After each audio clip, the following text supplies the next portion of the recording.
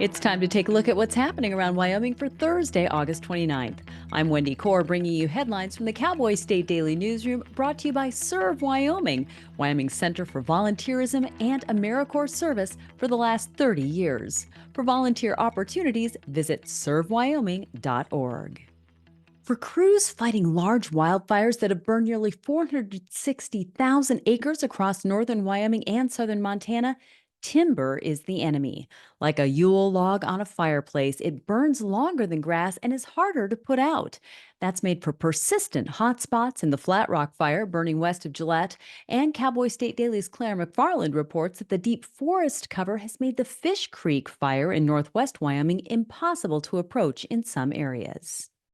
If you are wanting to go and chop down a tree in a forest packed with beetle kill standing dead trees, you try to chop one down, they could all fall on you. There's no safe evacuation route for you. So what they're doing is just a lot of indirect tactics. The lines that they're gouging out through the vegetation don't necessarily abut these fires perfectly. They're having to use natural features and other tricks to build the fire lines.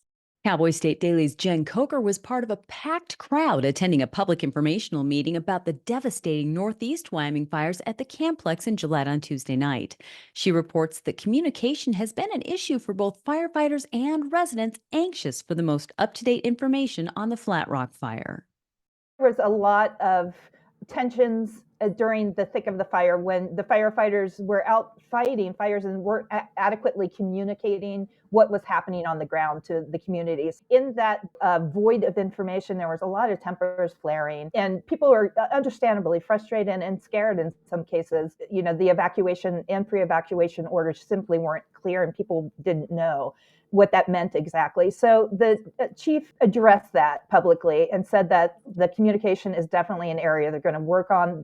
Where fires have scorched grasslands and destroyed livestock, as well as the feeding grounds those livestock are dependent on, ranchers have joined together to help each other. Claire spoke to a rancher in Douglas who started a Facebook page called Wyoming Rancher Fire Relief. You see these ranchers coordinating. We need someone to deliver hay here. We've got an enclosed barn here. We're donating medicine for cattle that are going to have trouble wintering now.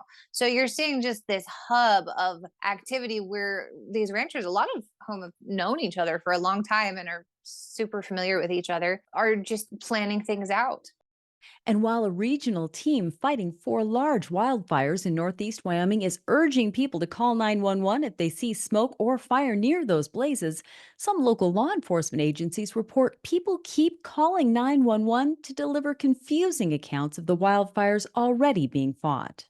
Several people were calling authorities to report the wildfires that were already being fought. They'd see dust and ash kicked up from a burn scar, or they'd see a plume of smoke way up on the horizon and they'd report it. And to this, the Buffalo chief of police said, look, we don't want to tell people not to call 911 because we are concerned about this, but maybe just give really specific details and locations when you call. That way we can figure out how big of an emergency it is.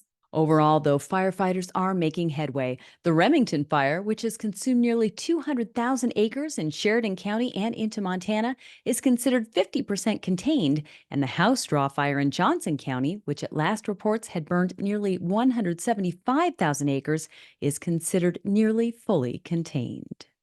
There wasn't a cloud in the skies over Wyoming on Tuesday, literally. For much of the day Tuesday, there was no cloud cover over the Cowboy State anywhere, prompting the National Weather Service office in Riverton to call out the unusual phenomenon and post a satellite photo showing a clear image of a completely cloudless Wyoming.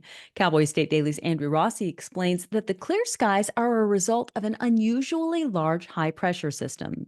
It was such a large system that moved in that it kept the entire state devoid of cloud cover for most of the day on Tuesday. But as Cowboy State Daily meteorologist Don Day explained it, they're brooms, if you will, systems that sweep in and out. So the stormy system that we had earlier this week was swept out by this surge of dry air from Canada, I believe.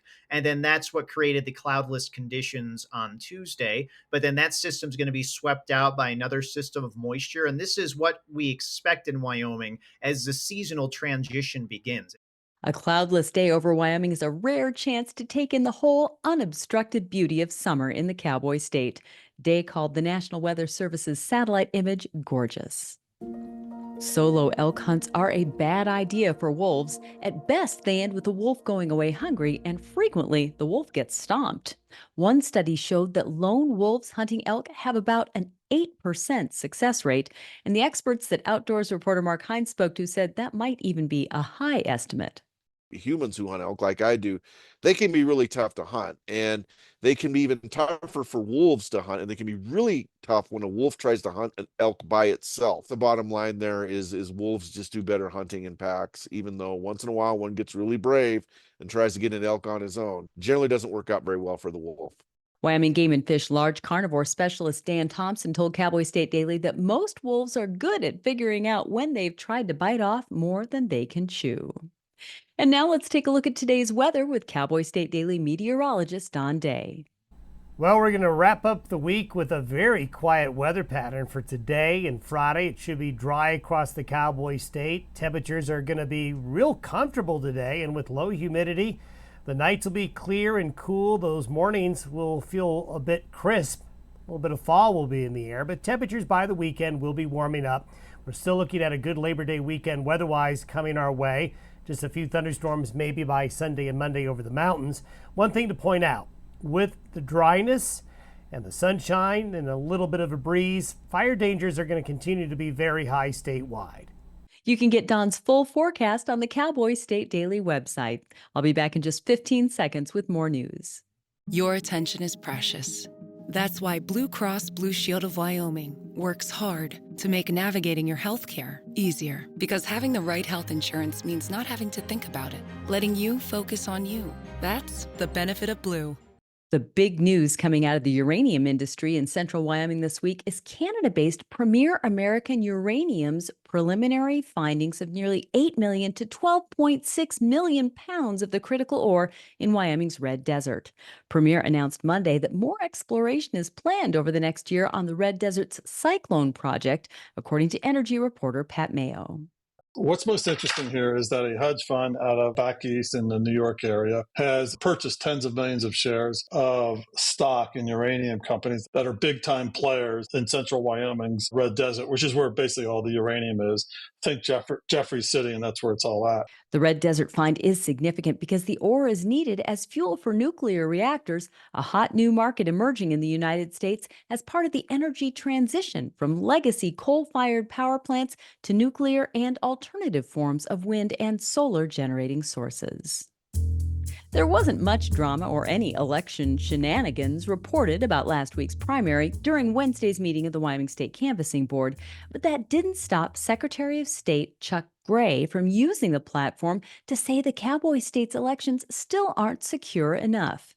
Politics reporter Leo Wolfson says since taking office, Gray has maintained that Wyoming's elections aren't secure enough and urged consideration for more changes to Wyoming's election rules.